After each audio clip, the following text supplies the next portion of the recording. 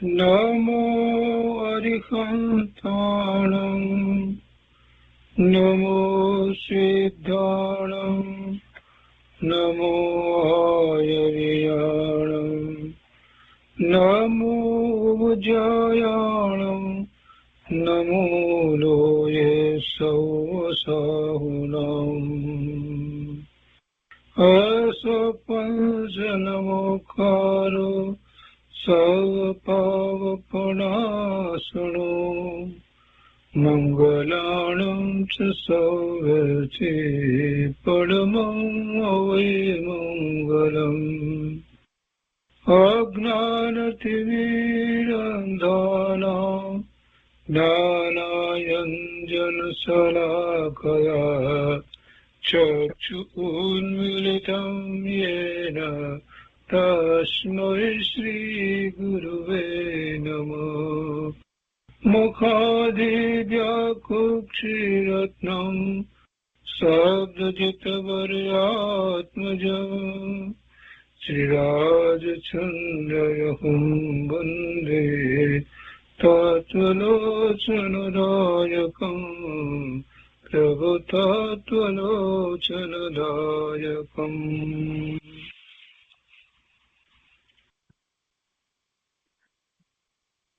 કૃપાળુદેવના વચનામૃતનો સ્વાધ્યાય, એમાં વર્ષ 21 પત્રોનો સ્વાધ્યાય આપણે કરી રહ્યા છીએ. 37મો પત્ર આપણે ગયા સ્વાધ્યાયમાં કર્યો. હવે આજે 38મા પત્રથી આગળ સ્વાધ્યાય લઈએ છીએ. આ પત્ર કોની પર લખાયો તે સ્પષ્ટ નથી. વિક્રમ સંવત 1944 એટલું જ માત્ર અહીંયા લખેલું છે. અહીંયા 2 વાક્ય છે. કદાચ એમના અંતરમાં જે વિચારધારા ચાલી રહી હશે ને એ જ એમણે લખી છે. પહેલું, સહજ સ્વભાવે મુક્ત અત્યંત પ્રત્યક્ષ અનુભવ સ્વરૂપ આત્મા છે. સહજ સ્વભાવે મુક્ત, મુક્તપણું આત્માને સહજ છે, સ્વભાવથી છે.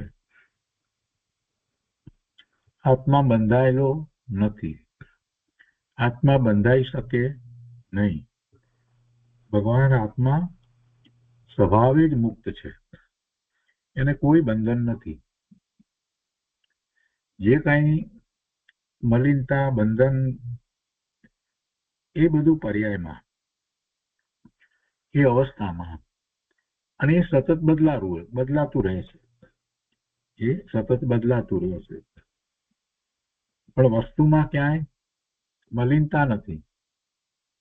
અને એ એવો સહજ સ્વભાવ છે. સ્વભાવ છે એને કારણે, ગુણોને કારણે. આત્માના અનંત ગુણ છે અને એનું ભવન એ એનો સ્વભાવ છે. જેમ કે સાકર લઈએ તો સાકરમાં મીઠાશનો ગુણ, સફેદીનો ગુણ, એ જે છે એ સતત હોય, એ ક્યારે અટકે, બંધ થાય નહીં. એટલે એ એનો સ્વભાવ કહેવાય. એવી રીતે આત્માનો સ્વભાવ કેવો છે તો કે મુક્ત છે. એ બંધાયેલો છે જ નહીં, એ બંધાયેલો નથી. સહજ સ્વભાવે મુક્ત, વસ્તુ મુક્ત છે, સ્વભાવથી મુક્ત છે. છતાં પર્યાયમાં એને બંધન છે. પર્યાયમાં એ કર્મની ઉપાધિ સહિત છે, અને એટલે તો ભવના ભ્રમણ થઈ રહ્યા છે. એટલે બંનેને જોવાનું છે. વસ્તુ સ્વભાવે મુક્ત હોય અને અવસ્થામાં, પર્યાયમાં પ્રગટપણે પણ મુક્ત હોય, એમ હોવું જોઈએ. અને એમ નથી. સ્વભાવે મુક્ત છે, છતાં અનાદિથી કર્મની મલિનતા સહિત છે. કોઈએ નવી મલિનતા એને પછીથી કરી, પહેલા એ સ્વભાવે શુદ્ધ મુક્ત હતો અને પછી એમાં કોઈએ મલિનતા કરી, એવું વસ્તુનું સ્વરૂપ જ નથી. સ્વભાવે મુક્ત અનાદિનો છે. સ્વભાવે શુદ્ધ અનાદિનો છે, સ્વભાવથી જ પરિપૂર્ણ છે, એ પણ અનાદિથી છે. એમાં કોઈએ કાંઈ કરવાની જરૂર છે જ નહીં. પણ છતાંય બહારમાં એટલે કે પર્યાયમાં મલિનતા છે. તો સહજ સ્વભાવે મુક્ત કહેવું એનો અર્થ એ છે કે પર્યાયમાં પ્રગટ એવી દશા થઈ શકે છે, એટલા માટે સહજ સ્વભાવે મુક્ત એ કહેવામાં આવ્યું. જો સહજ સ્વભાવે મુક્ત ન હોય તો પછી એવી દશા પ્રગટ થાય નહીં અને હંમેશને માટે એવી દશા રહે નહીં. તો સિદ્ધ દશાનો વિચાર જ પછી રહેતો નથી. એટલે જો સહજ સ્વભાવે મુક્ત છે તો એવી દશા પણ છે, સિદ્ધની દશા એવી જ છે. અને અનંત જીવોએ એ દશાને પ્રગટ કરી છે. બીજી વાત કહે છે કે અત્યંત પ્રત્યક્ષ અનુભવ સ્વરૂપ આત્મા છે. અત્યંત પ્રત્યક્ષ અનુભવ સ્વરૂપ આત્મા છે. ક્યાં છે આત્મા? કોણે જોયો આત્મા? અમે તો કાંઈ જોયો નથી, બતાવો આત્મા. આવી કેટલાક પોતાની જાતને જૈન કેવડાવવા વાળા પણ માન્યતા ધરાવે છે. આવી માન્યતા કોને ખબર આત્મા હશે કે નહીં હોય, બીજો જન્મ હશે કે નહીં હોય, કોને ખબર. આત્મા છે અને આત્મા પછી બીજા ભાવમાં જાય, બીજી ગતિમાં જાય. એ બધી ઉપજાવી કાઢેલી વાતો લાગે છે. કોઈ આત્મા જોયો એવું દેખાયું નથી. અમે તો ઘણા માણસોને મળતા જોયા, પણ એમાંથી ક્યારેય આત્મા નીકળતો દેખાયો નથી. તમે આ બધી વાત લઈને બેઠા છો. આવું કહેવા વાળા, માનવા વાળા ઘણા છે જગતની અંદર. એવા લોકો ઘણા છે. જૈન તરીકે પોતાને ઓળખાવે, છતાંય આ બધી બાબતમાં હજી તો શંકાઓ છે. આત્માના હોવાપણામાં, આત્માના અસ્તિત્વમાં, આત્માના સ્વરૂપમાં અનેક પ્રકારે વિપરીત માન્યતાઓ ધરાવે છે લોકો.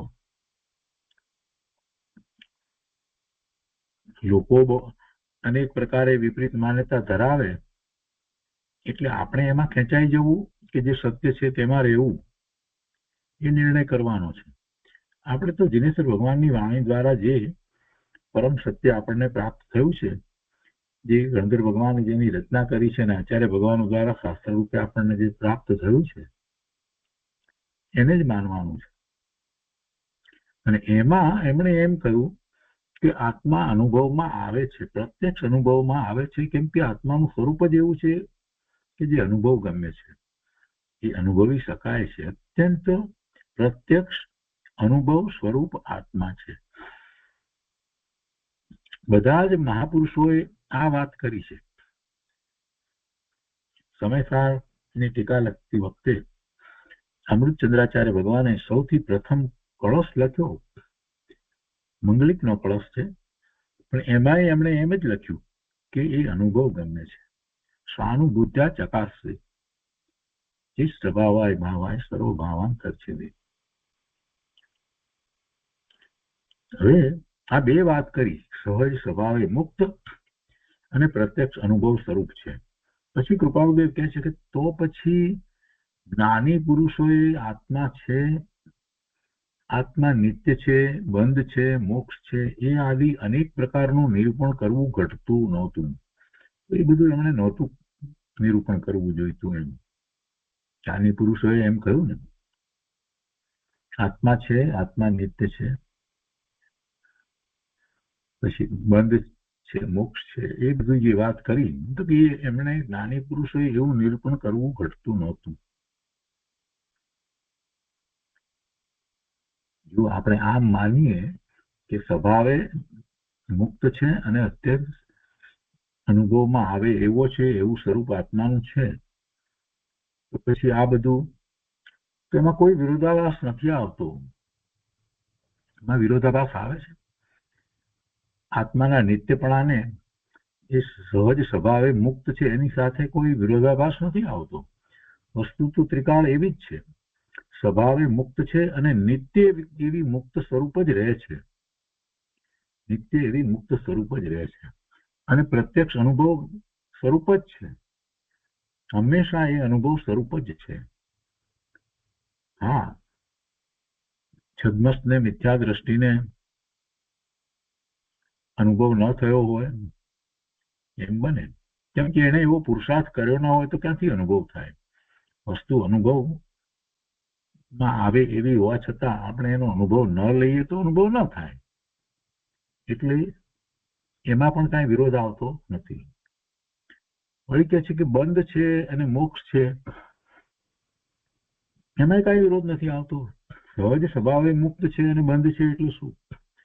તો બરાબર, સ્વભાવે મુક્ત છે, પણ અવસ્થામાં પર્યાયની અંદર એને બંધ પણ છે.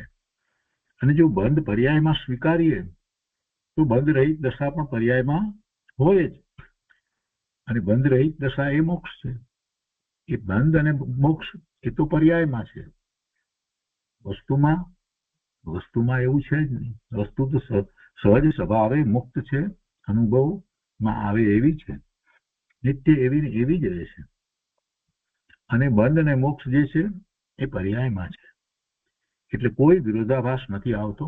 એવું નિરૂપણ જ્ઞાની પુરુષોએ જે કર્યું છે તે એટલા માટે કર્યું છે કે જીવ અનાદિનું કર્મરૂપ મલિનતા સહિત છે.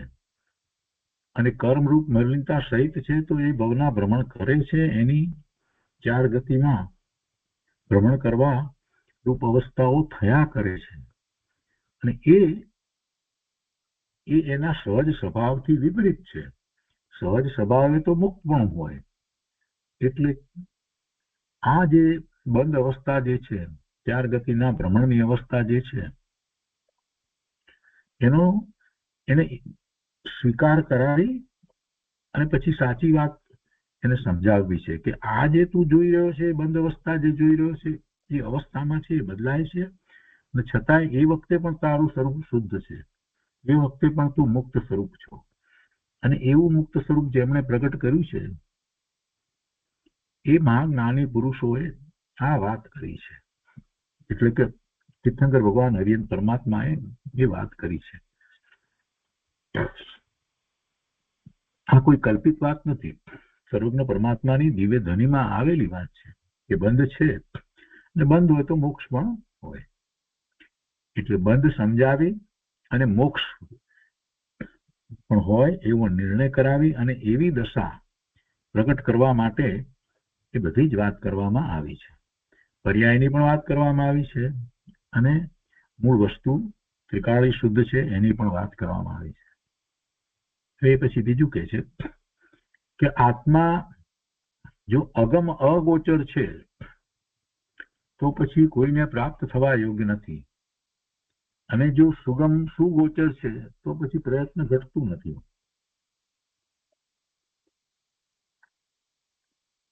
આત્મા જો અગમ અગોચર છે, ખ્યાલમાં ન આવે, આત્મા એવો છે તો ખ્યાલમાં ના આવે એવો છે, ગમ્ય નથી, એમ અગોચર છે, તો પછી કોઈને પ્રાપ્ત થવા યોગ્ય નથી. તો પછી કોઈને કેવી રીતે પ્રાપ્ત થાય? અને જો સુગમ સુગોચર છે, સહેલાઈથી એ પોતાને ખ્યાલમાં આવે છે, તો પછી એમાં પ્રયત્ન કરવાનો કઈ રહેતો નથી. તો એ વાતને સમજવાની છે. જ્યારે આત્માને અગમ અગોચર કયો છે તો એ અપેક્ષાથી કહેવામાં આવ્યો છે. અનાદિનો એને કર્મ સાથેનો સંબંધ અને વિભાવ ભાવરૂપ પરિણમન એ એટલું બધું ગાઢ થઈ ગયું છે કે એ ઇન્દ્રિય દ્વારા જે જાણપણું થાય એને જ માને છે. અતિન્દ્રિયપણે પોતાને જ્ઞાન થાય એવો જીવને વિકલ્પ જ નથી. ઇન્દ્રિય દ્વારા જે જણાય એને માને. એટલે ઇન્દ્રિય દ્વારા જો વિચાર કરીએ તો આત્મા ઇન્દ્રિય જ્ઞાનનો વિષય નથી. એટલે આત્મા અગમ અગોચર છે. 5 ઇન્દ્રિય જ્ઞાનનો એ વિષય નથી, મનનો વિષય નથી. એટલે એ રીતે વિચાર કરીએ તો બરાબર એમ છે. પણ છતાંય અહીંયા આગળ કહ્યું એ પ્રમાણે એ અનુભવમાં આવે એવો છે, તો એ અતિન્દ્રિયપણે અનુભવમાં આવે એવો છે. સુગોચર છે, સુગમ છે, તો એ અતિન્દ્રિયપણે છે. ને અતિન્દ્રિયપણે એવા આત્માની અનુભૂતિ એ કાંઈ એટલી સહેલી નથી. એટલે સુગમ સુગોચર છે એમ એકાંતે ન કહેવાય, પણ કોઈક અપેક્ષાએ કહેવાય. કેમ કે પોતાની ચીજ છે અને પોતે જ અનુભવવા વાળો છે, તો એને ક્યાંય કોઈની પરમિશન લેવા જવું પડતું નથી. આત્માની અનુભૂતિ માટે કોઈ બીજા પાસે જવાની જરૂર પડતી નથી. વસ્તુ પોતાની અને પોતે એને અનુભવે. એટલે એ અપેક્ષાથી આચાર્ય ભગવાન એમ સમજાવે છે કે તારી ચીજ છે, તારી પાસે છે, માત્ર તને ખબર નથી એટલે તું એ તરફ વળતો નથી. તારી વસ્તુ છે, અંદરમાં પડી છે, તો તું એને અનુભવી શકીશ. તારે માટે સહેલું છે, અઘરું નથી. એટલે એ અપેક્ષા એ સુગમ સુગોચર છે. પણ પર્યાય અપેક્ષાએ જે મલિનતા જે છે એનાથી રહિત મૂળ વસ્તુનો અનુભવ કરવો હોય, અને એ પણ ઇન્દ્રિય અને મન વિના અતિન્દ્રિયપણે કરવો હોય, તો એ એટલું સહેલું નથી. એને માટે અપૂર્વ પુરુષાર્થ કરવાની જરૂર છે. એટલે બંને વાત આમાં કહી દેવામાં આવી છે. આગળ 39મો પત્રાંક છે. આ પત્ર પણ કોઈની ઉપર લખાયો હોય એમ નથી, એવું સ્પષ્ટ મળતું નથી. અહીંયા કદાચ કૃપાળુ દેવે પોતે લખ્યું હશે, અથવા તો કોઈક ઢુંઢારી ભાષામાં ક્યાંકથી એમને વાત વાંચી હોય એ લખી હશે. કેમ કે આખું જે લખાણ જે છે ઢુંઢારી ભાષા, ઢુંઢારી હિન્દી ભાષામાં છે. વિક્રમ સંવત 1944 ક્યારે લખાયું છે એની તિથિ પણ ખબર નથી. આપણે એને સમજવાનો પ્રયત્ન કરીએ. नेत्रों की श्यामता विषय जो पुतलिया रूप स्थित है, आ नेत्रो आंख ની જે શ્યામતા, જે આંખમાં જે રંગ દેખાય બા કાળો કે ભૂરો કે જે કંઈ જે છે એ કીકીનો રંગ છે. એટલે એ કીકીના રંગ રૂપે જે સ્થિત છે. नेत्रों की श्यामता विषय जो पुतलिया रूप स्थित है, अरु रूप को देखता है, અને રૂપને જુએ છે. રૂપને જુએ છે. साक्षीभूत है, साक्षी છે.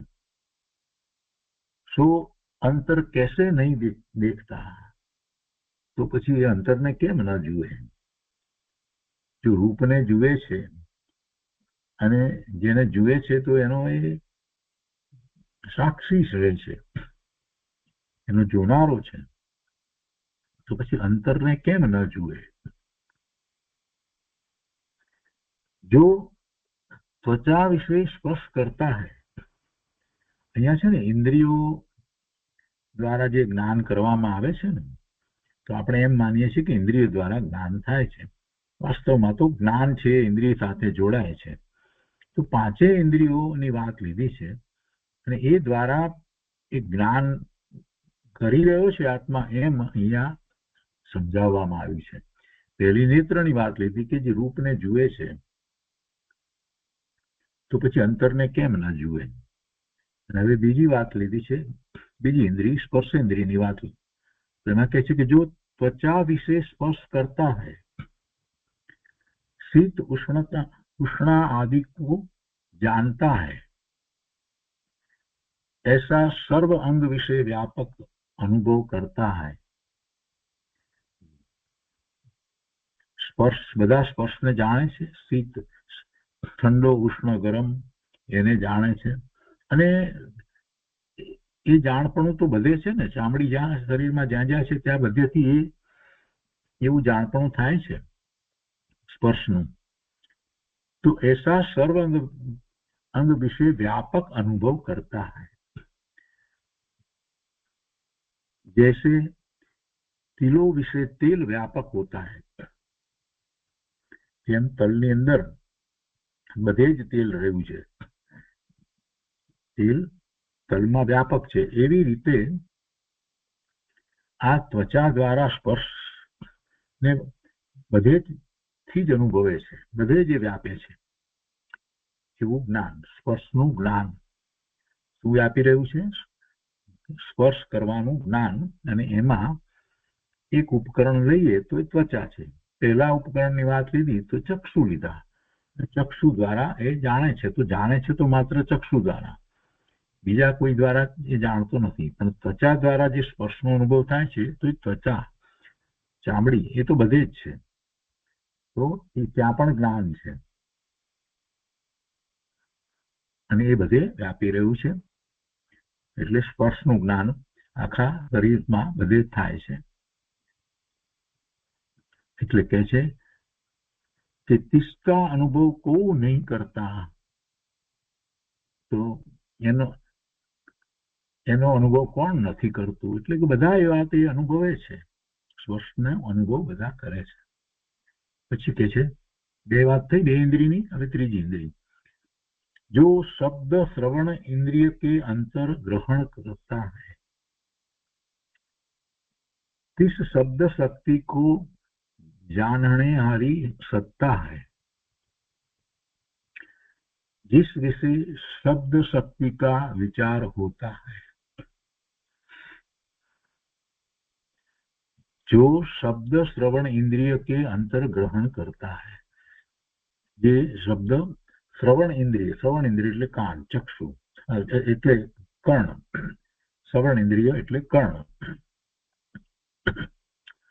जो शब्द श्रवण इंद्रिय के अंतर ग्रहण करता है, શબ્દને એક કર્ણ દ્વારા એને ગ્રહણ કરે છે, જાણે છે. અને તે શબ્દ શક્તિ કો જાણને હારી સત્તા, એ શબ્દ ને જાણવા વાળી સત્તા છે. અને શબ્દ શું છે? તો કે શબ્દમાં શક્તિ છે, શબ્દ શક્તિને જાણવા વાળી આ સત્તા છે. શબ્દમાં શું શક્તિ છે? તો શબ્દ તો વાચક છે, શબ્દ દ્વારા તો આપણને એનું વાચ્ય ખ્યાલમાં આવે છે. સાકર શબ્દ દ્વારા આપણને પેલો સફેદ મીઠો ગાંગડો ખ્યાલમાં આવે છે. કોમ્પ્યુટર બોલીએ છીએ તો એ દ્વારા આપણને આ આપણી સામે જે રાખેલી એક ડિવાઇસ છે એનો ખ્યાલ આવે છે. કોઈ પણ શબ્દ બોલીએ તો એનું વાચ્ય છે, એનો ખ્યાલ આવે છે. એ શબ્દમાં એ શક્તિ છે. એટલે શબ્દ જે છે એને કોઈ અપેક્ષાએ શબ્દ બ્રહ્મ પણ કહેવામાં આવે છે. તો કે છે કે એ શબ્દ શક્તિ ને જાણવા વાળી સત્તા છે, ક્યાં છે? પોતાને વિશે છે. जिस विषय शब्द शक्ति का विचार होता है, જ્યાં એ શબ્દ શક્તિનો વિચાર થાય છે, શબ્દ સાંભળ્યો કાન દ્વારા અને એના ઉપરથી જે એનો અર્થ છે એ સમજાય છે, એનું વાચ્ય જે છે એ ખ્યાલમાં આવે છે, એનો વિચાર થાય છે, એવી સત્તા પડી છે. जिस विषय शब्द शक्ति का विचार होता है, એવી સત્તા પડી છે. जिस करी रोम खड़े हुए आते हैं, तो सत्ता दूर कैसे होवे, અને એને કારણે રોમ ઉભા થઈ જાય, ખડા થઈ જાય, એવા શબ્દો સાંભળે છે અને એને અર્થ સમજાય છે, તો રોમે રોમે એને એવો વિલાસ થઈ જાય છે. તો કે એવી સત્તા જે છે એ દૂર ક્યાંથી હોય? સો સત્તા દૂર कैसे હોય? એવી સત્તા દૂર હોય નહીં. એ પછી આગળ કહે છે, રસ ઇન્દ્રિયની વાત કરે છે, જીભની. जो जीवा के अग्र विषय रस स्वाद को ग्रहण करता है, तिस रस का अनुभव करने हारी अलेप सत्ता है. लेप विनानी सत्ता एवी છે. રસને જાણવા વાળી સત્તા, રસનો અનુભવ કરવા વાળી સત્તા છે. તો સન્મુખ કેસે ન હોય? તો પછી એ પોતાની સન્મુખ કેમ ન હોય? આ જે સત્તા જે છે એની વાત કરવી છે. આ બધાને જાણવા વાળી એક સત્તા છે. આ બધી રીતે જોઈએ તો એ સત્તા એ જ પોતાનું સ્વરૂપ છે. પછી કેમ સન્મુખ કેમ ન હોય? વેદ વેદાંત सप्त सिद्धांत पुराण गीता करी जो जो जो ज्ञेय जानने योग्य आत्मा है, इसको जड़ जाना तब विश्राम कैसे न होवे. इसको जब होવું જોઈએ, જળ ને બદલે इसको जब जाना तब विश्राम कैसे न होवे. જાણવા યોગ્ય, જાણને યોગ્ય, જાણવા વાળો આત્મા છે અને એને જાણ્યું તો પછી શાંતિ કેમ ન હોય, વિશ્રામ કેમ ન હોય. અને આ જે બધાથી વાત કરવામાં આવી છે એ તો અપેક્ષાથી વાત અમુક કરી છે કે એને માટે જ આ બધા લખાયા છે કે વેદ વેદાંત સપ્ત સિદ્ધાંત પુરાણ ગીતા કરી જો જ્ઞેય એ બધા દ્વારા પણ એ ખરેખર તો જાણે જ છે. એ બધા દ્વારા પણ એ તો જ્ઞાન જ કરે છે. તો કે તો એ જાણને યોગ્ય આત્મા છે, જાણવા વાળો આત્મા છે. इसको जब जान्या એવા આત્માને જ્યારે જાણ્યો તબ વિશ્રામ કેસે ન હોવે. તો પછી પોતાના સ્વરૂપની અંદર શાંતિ, પોતાના સ્વરૂપમાં પોતાને શાંતિ રહેવાપણું કેમ ન થાય? સ્વરૂપને વિશે વિશ્રામ થઈ જાય, સ્વરૂપને વિશે સ્થિરતા કેમ ન થાય?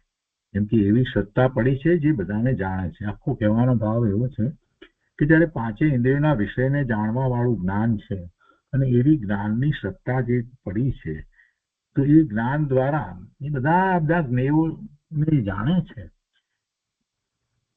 તો પછી એ જ્ઞાન સત્તા જે પોતાનામાં પડી છે એ જ આત્મા છે, એ જ આત્મા છે, એ જ જાણવા વાળો છે.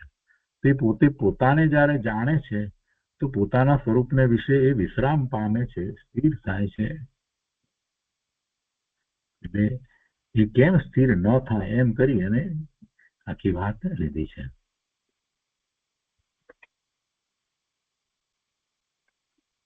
હવે એના પછી 40મો પત્રાંક છે. ઘણો લાંબો પત્ર છે અને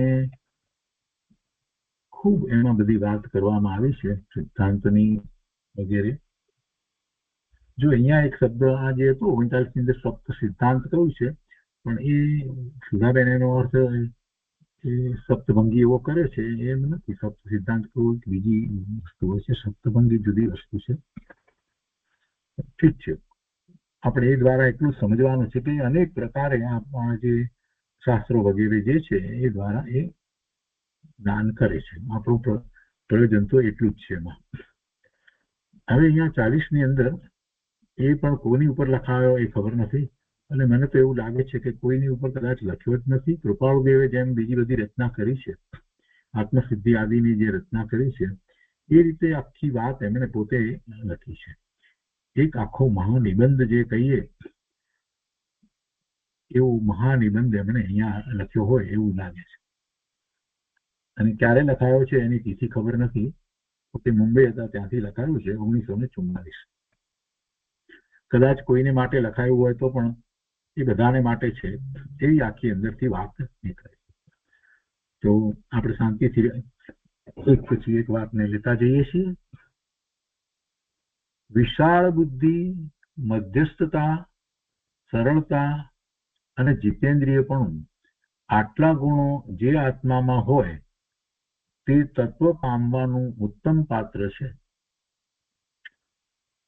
બધા આત્મામાં અનંત ગુણ છે, પણ એને એનો ખ્યાલ નથી જીવને. એનો જેને ખ્યાલ આવે છે એ તો સમ્યક દ્રષ્ટિ હોય છે. અહીંયા તો સાધક જીવ જેને પોતાના સ્વરૂપની પ્રાપ્તિ કરવી છે, તો એ પ્રાપ્તિ માટે એને પહેલા તો તત્વને સમજવું જોઈએ.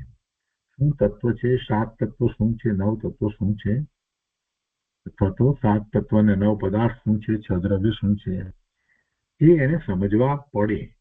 એ સમજ્યા વિના આત્મજ્ઞાન થાય નહીં. તો એવા આત્મજ્ઞાન થવા માટે એની પાત્રતા શું, તો કે તત્વને પામે, તત્વને સાચી રીતે સમજે, યથાર્થપણે સમજે. તો તત્વને યથાર્થપણે સમજવા માટે પણ એની કેટલીક યોગ્યતા, પાત્રતા હોવી જોઈએ. બધા કેમ સમજતા નથી? તો કે જે કોઈક ને કોઈક પ્રકારે એમને એવા અભિમાન છે અથવા તો પોતાની માન્યતા જે છે એને છોડવી નથી, મિથ્યાત્વનું પોષણ કરવું છે, અનેક પ્રકાર છે, એટલે એ વાતને સમજતા નથી.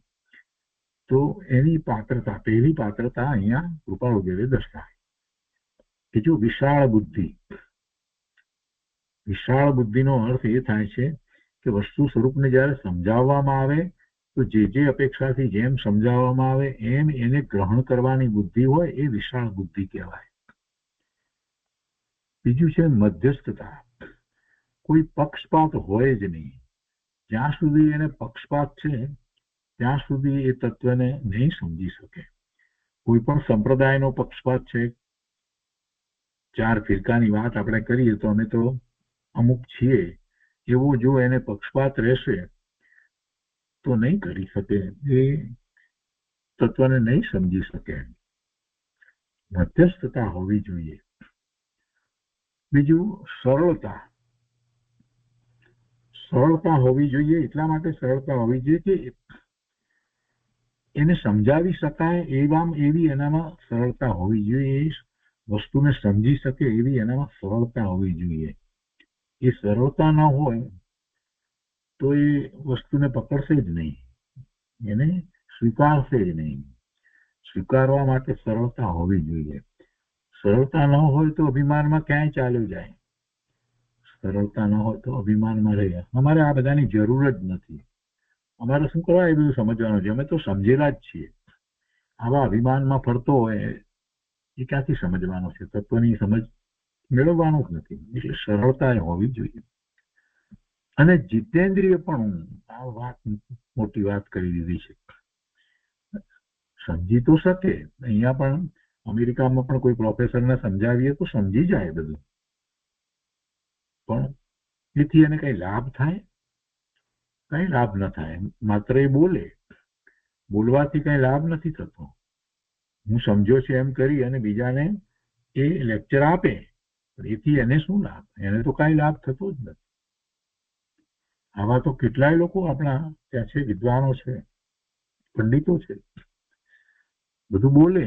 શાસ્ત્રનો અભ્યાસ હોય, સંસ્કૃત આવડતું હોય કે અર્ધમાગધી આવડતી હોય તો બધું બોલે, પણ એથી કરી અને એમને સાચી તત્વની રુચિ છે એમ અર્થ નથી થતો. એમનું પ્રયોજન બીજું પણ હોય. પોતાને આ બધું આવડે છે અને પોતે એ બીજાને ભણાવે છે એવું પ્રયોજન હોય. આત્માલક્ષી પ્રયોજન ન પણ હોય. એટલે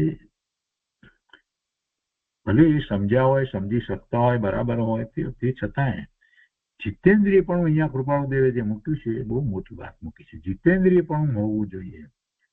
ફરી કોઈને વિચાર થાય કે હવે જીતેન્દ્રિય પણ ન હોય તો ન ચાલે, એમ જરાક થોડુંક રિલાક્સ થઈ જાય. કેમ કે ઇન્દ્રિયના વિષયો બધા ગમે છે ને, એટલે તું કે છે કે ભાઈ તું આ તત્વ શું કરવા સમજવા માંગે છે? પેલા તો વિચાર કર, તારે તત્વ શેને માટે સમજવું છે? તને એવો નિર્ણય થયો છે કે મારે જીનેશ્વર ભગવાને જેવો ધર્મ કહ્યો છે, જેવું આત્માનું સ્વરૂપ કહ્યું છે, એને પ્રાપ્ત કરવાનો ઉપાય બતાવ્યો છે, આ બધું મારે સમજી અને એ ઉપાય મારે કરવો છે. ઉપાય માત્ર જાણવું છે એટલી વાત નથી. તો જયારે એમ કરવું છે, એમ જ કરવું છે, તો પછી ઇન્દ્રિયોના વિષયમાં જ્યાં સુધી મન રહેશે ત્યાં સુધી જે પરમાર્થે જે કરવું છે એ તો થઈ શકશે નહીં. એટલે કૃપાળુદેવે જીતેન્દ્રિયપણું પણ મૂક્યું છે. જીતેન્દ્રિયપણું ન હોય અને માત્ર શાસ્ત્રોના અભ્યાસ કરે તો પંડિત થવાય, પણ આત્માને લાભ ન થાય. મૂળ વાત તો એ છે, સ્વરૂપની પ્રાપ્તિ કરવી છે, એટલા માટે તો તત્વો સમજવા છે. તો પછી તત્વમાં રહેલો જે પરમાર્થ છે એ પરમાર્થને પામવા માટે જીતેન્દ્રિયપણું જરૂરી છે. કોઈને એમ થાય કે એમાં જીતેન્દ્રિયપણાની વાત ક્યાં આવી, હું કંઈ પણ ખાઉં એથી શું ફેર પડે એમ, અથવા તો હું બીજા ઇન્દ્રિયોના વિષયો જે છે એમાં પણ હું જઉં તો એમાં શું ફેર પડી જવાનો છે, વાત તો હું સમજવાનો છું, વિશાળ બુદ્ધિ છું, મધ્યસ્થતા છે, મને સરળતા છે, તો પછી હું તો એ તો સમજી તો શકીશ જ. ફરી પાછી એ વાતને સમજવાનું છે આપણે કે સમજી જાય એટલે શું થયું. સમજી જવું એ તો માહિતી થઈ, એ તો માહિતી જ્ઞાન થયું. તો માહિતી જ્ઞાન મેળવી અને માહિતીમાં જે પ્રમાણે કહેવામાં આવ્યું છે એ પ્રમાણે કરવા માટે જો કોઈ પહેલી જરૂરિયાત હોય, સૌથી પહેલી જરૂરિયાત હોય તો આ જીતેન્દ્રિયપણાની છે. જ્યાં સુધી ઇન્દ્રિયોના વિષયોમાં રસ છે ત્યાં સુધી પેલી માહિતી છે ને માહિતી રહી જશે. અને જેને જીતેન્દ્રિયપણું છે, જેને ઇન્દ્રિયના વિષયોમાં રસ નથી, લોલુપતા નથી, એ જે માહિતી હતી એ માહિતીને એ સાચા અર્થમાં દ્રવ્યશ્રુત તરીકે પકડશે કે જેના નિમિત્તે એને ભાવશ્રુત પ્રગટ થાય. તો ભગવાનની વાણી છે તે દ્રવ્યશ્રુત છે, પણ કોને માટે દ્રવ્યશ્રુત છે? જે ભાવશ્રુત પ્રગટ કરે એને માટે એ દ્રવ્યશ્રુત છે. અને ભાવશ્રુત એટલે પોતાના આત્માની અનુભૂતિ, અને એ તો એમાં આ વાત આવી છે કેવી રીતે કરવી. તો એ જે કરવાની વાત છે એનાથી વિરુદ્ધ વાત આ ઇન્દ્રિયોના વિષયોમાં છે.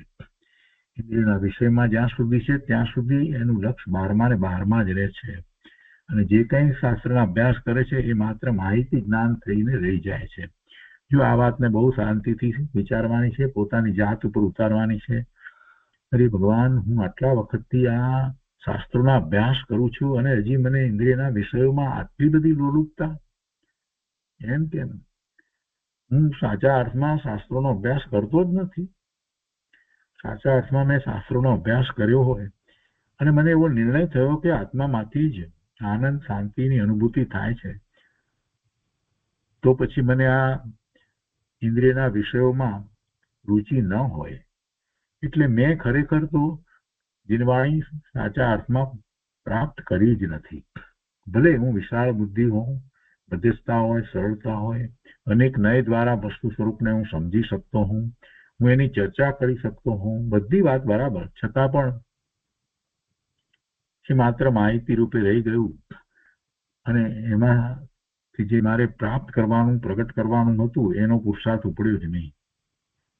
કેમ કે ઇન્દ્રિયના વિષય તરફ જ રહ્યો, બહારમાં ને બહારમાં જ રહ્યો, ત્યાં જ ઈષ્ટ બુદ્ધિ, હિતની બુદ્ધિ કરી, ત્યાં જ સુખ માન્યું. તો પછી આ બધું તો વ્યર્થ ગયું.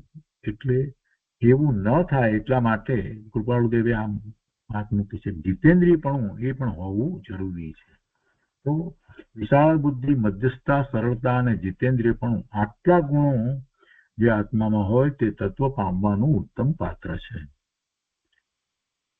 એટલે આત્મામાં હોય એટલે આ પ્રગટપણે હોય એમ કહેવાની વાત છે. અંદર આત્મામાં તો અનંત ગુણ છે, અહીંયા પ્રગટપણે હોય એ તત્વ પામવાનું ઉત્તમ પાત્ર છે. બીજી વાત આગળ, અનંત જન્મ મરણ કરી ચૂકેલા આ આત્માની કરુણા તેવા અધિકારીને ઉત્પન્ન થાય છે, અને તે જ કર્મ મુક્ત થવાનો જિજ્ઞાસુ કહી શકાય છે. તે જ પુરુષ યથાર્થ પદાર્થને યથાર્થ સ્વરૂપે સમજી મુક્ત થવાના પુરુષાર્થમાં યોજાય છે. અનંત જન્મ મરણ કરી ચૂકેલા આ આત્માની કરુણા તેવા અધિકારીને ઉત્પન્ન થાય છે.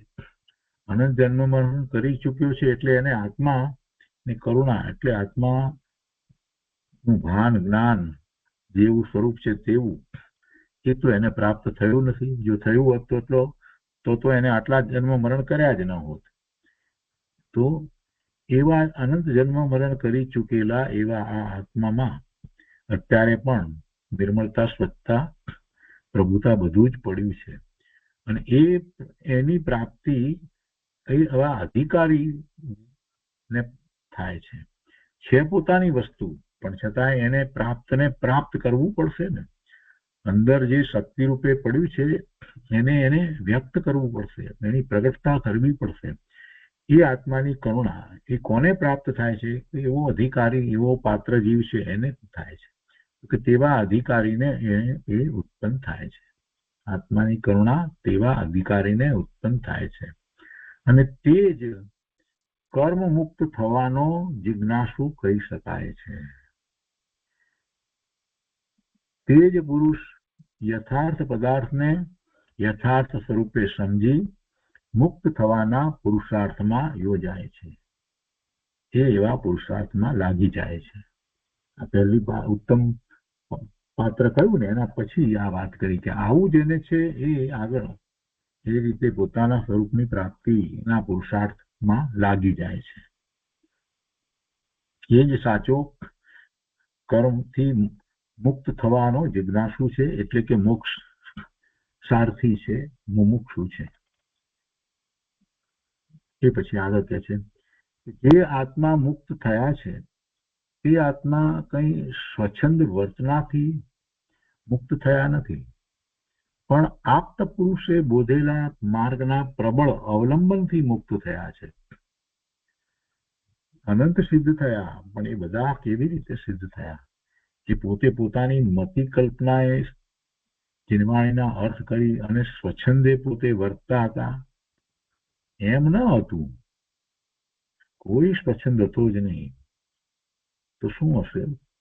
કોઈ ભગવાને બનાવેલા નિયમ પ્રમાણે વર્તતા હશે? કેટલાક નિયમ થાય તો આપણા જૈનના સિદ્ધાંતો એ નિયમો છે, બધાને નિયમ કરે. બીજા મત અને બીજા દર્શનોમાં એ લોકોએ નિયમો રાખ્યા છે, કેટલાક નિયમો કર્યા છે. આ નિયમો અહીંયા જૈન દર્શનની અંદર કોઈ નિયમ નથી. વાત સમજવા જેવી છે.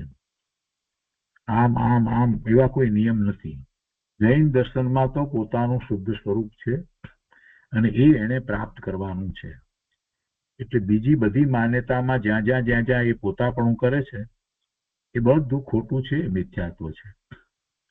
અને પોતાનું જે સ્વરૂપ જે છે એની અનુભૂતિ કરવાની છે, ત્યાંથી ધર્મની શરૂઆત થાય છે. અને એ રીતે ધર્મની જ્યારે શરૂઆત થાય છે તો પછી એ બધા સિદ્ધાંતો એને સમજાઈ જાય છે કે આ સિદ્ધાંત કયા છે. કોઈએ ઘડી કાઢેલા સિદ્ધાંત નથી, એ તો વસ્તુનું સ્વરૂપ છે. એક દ્રવ્ય બીજા દ્રવ્યનું કાંઈ કરી ન શકે એવો કોઈ સિદ્ધાંત કોઈ તીર્થંકર ભગવાને ઘડી કાઢ્યો છે? શું એવો કોઈ સિદ્ધાંત કોઈ ભગવાને બનાવ્યો છે? કોઈ એવી વાત નથી. સિદ્ધાંત જૈન દર્શનના સિદ્ધાંત તરીકે કહેવામાં આવ્યા એ કોઈ સિદ્ધાંત કોઈએ બનાવ્યા, કોઈ નિયમો બનાવ્યા એવું જૈન દર્શનની અંદર કાંઈ છે જ નહીં. જૈન દર્શનમાં તો પોતાના સ્વરૂપની પ્રાપ્તિ કરવાની છે અને જ્યારે એવી અનુભૂતિ કરે છે ત્યારે આપોઆપ એને એ સમજાઈ જાય છે. અને પછી અપેક્ષાથી જ્યારે એને સમજાવવામાં આવે ત્યારે કહેવાય કે આ સિદ્ધાંત છે. એક દ્રવ્ય બીજા દ્રવ્યનું કાંઈ કરી ન શકે. એ જૈન દર્શને બનાવ્યું છે એવો સિદ્ધાંત, એવો નિયમ બનાવ્યો છે, એવી કોઈ વાત નથી. દરેક દ્રવ્ય સ્વતંત્ર છે, દરેક દ્રવ્ય અવિનાશી છે. તો આ નિયમ કે સિદ્ધાંત કોઈએ બનાવ્યો છે? ના, એ તો વસ્તુનું સ્વરૂપ છે. અને એવા વસ્તુના સ્વરૂપને બીજા અન્ય દર્શનવાળા જાણતા જ નથી. અને આપણે કેમ જાણીએ છીએ? કેમ કે સર્વજ્ઞના જ્ઞાનમાં જેવું છે તેવું જગતનું વસ્તુનું સ્વરૂપ પ્રકાશ્યું છે, એટલે આપણે જાણીએ છીએ. અને એ જાણીએ છીએ અને એનો સ્વીકાર કરીએ છીએ કે જગત આખું આ જ રીતે છે, છ દ્રવ્ય સ્વરૂપ જ છે. નવ તત્વોને પણ આપણે એ જ રીતે સ્વીકારીએ છીએ. ભગવાનના જ્ઞાનમાં આવેલી વાત છે. કે ભગવાને ઘડી કાઢ્યા છે નિયમ, એવી તો કોઈ વાત નથી. બહુ શાંતિથી આ બધી વાતનો વિચાર કરવાનો છે. અને જ્યારે એમ જ સ્વીકાર કરવામાં આવે છે તો પછી શાંતિ થઈ જાય છે. વિપરીત માન્યતા છોડી અને પોતાની મતિ કલ્પનાએ જગતના સ્વરૂપને, આત્માના સ્વરૂપને જે લોકો માને છે એને કાંઈ પ્રાપ્ત થતું નથી.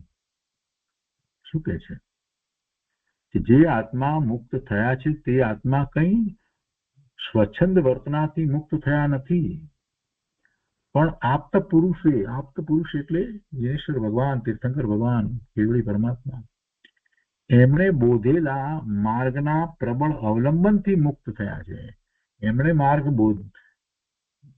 બોધ્યો છે. એ માર્ગ એમણે કઈ નિયમો બનાવીને નથી બોધ્યો, એ તો સર્વજ્ઞ છે, તો જ્ઞેય માત્રને જાણે છે. જગત આખાના બધા જ જ્ઞેયોને, ત્રણ કાળના જ્ઞેયોને, ત્રણ લોકના જ્ઞેયોને જાણે છે, એટલે વસ્તુ સ્વરૂપને પ્રકાશે છે. ને એમાં આત્મા કેવો છે, અને એ આત્માના સ્વરૂપને પણ એ પ્રકાશે છે, અને એવા શુદ્ધ સ્વરૂપને અને વર્તમાન મલિનતા બધાને એ તો જાણે છે. અને એ વર્તમાન મલિનતા કેમ ટળે અને પૂર્ણ શુદ્ધ સ્વરૂપની પ્રાપ્તિ કેમ થાય એ એમણે કરીને બતાવ્યું છે. એટલે એને પણ એ જાણે છે. એટલે બધું એમની દિવ્ય ધ્વનિમાં, ઓમકાર ધ્વનિમાં આવ્યું છે. એટલે એમણે એ જ બોધ આપ્યો છે. આપ્ત પુરુષે બોધેલા માર્ગ, મુક્તિનો માર્ગ, મોક્ષનો માર્ગ, એના અવલંબનથી બધા મુક્ત થયા છે. હવે અવલંબનથી થયા એમાં પણ પાછું થોડુંક એમનું, થોડુંક બીજાનું, એવી વાત નહીં. તો કે છે કે એમના પ્રબળ અવલંબનથી મુક્ત થયા છે. આગળ પ્રબળ શબ્દ એક મૂક્યો છે. ભગવાનની વાણી, જીનવાણી, એનું પ્રબળ અવલંબન હોવું જોઈએ. એમાં ક્યાંય બાંધછોડ ચાલે નહીં. પોતાના દાપણ કરવા જશે તો રહી જશે. અને આપણે બધાને માટે એમ જ થયું. અનંતકાળથી આપણે બધા જ છીએ, અને આપણે અનંતકાળથી છીએ. અને કેટલા અનંત જે સિદ્ધ થયા એ બધા પણ બધા અનંતકાળથી. તો આપણે જયારે હતા એ વખત એમની સાથે હતા, તે વખતે એ એવો પુરુષાર્થ કરતા હતા અને સિદ્ધ થયા. અનંતકાળ પહેલા તો સિદ્ધ થઈ ગયા. આપણે તો હજી સુધી સિદ્ધ થયા નથી. સમ્યક દર્શનનો પુરુષાર્થ હજી તો કરી રહ્યા છીએ. એમ કેમ થયું? તો જીનવાણીમાં પરમાત્માએ જે માર્ગ દર્શાવ્યો એમાં આપણે કાંઈક ફેરફાર કરી અને ધર્મ માની અને પ્રવર્તવાનો પ્રયત્ન કર્યો, એ મોટી ભૂલ થઈ. હવે જીનવાણીમાં એટલે કે જીનેશ્વર ભગવાને ઓમકાર ધ્વનિ દ્વારા જે જ્ઞાન પ્રકાશ કર્યો છે, એના સિવાય બીજી કોઈ વાતને આપણે માનીએ નહીં, સ્વીકારીએ નહીં. અને જેમ ભગવાને પુરુષાર્થ બતાવ્યો છે એ જ પ્રમાણે પુરુષાર્થ કરવામાં આવે તો અવશ્ય સિદ્ધત્વની પ્રાપ્તિ થાય. તો આજનો સ્વાધ્યાય આપણે અહીંયા સુધી રાખીએ છીએ.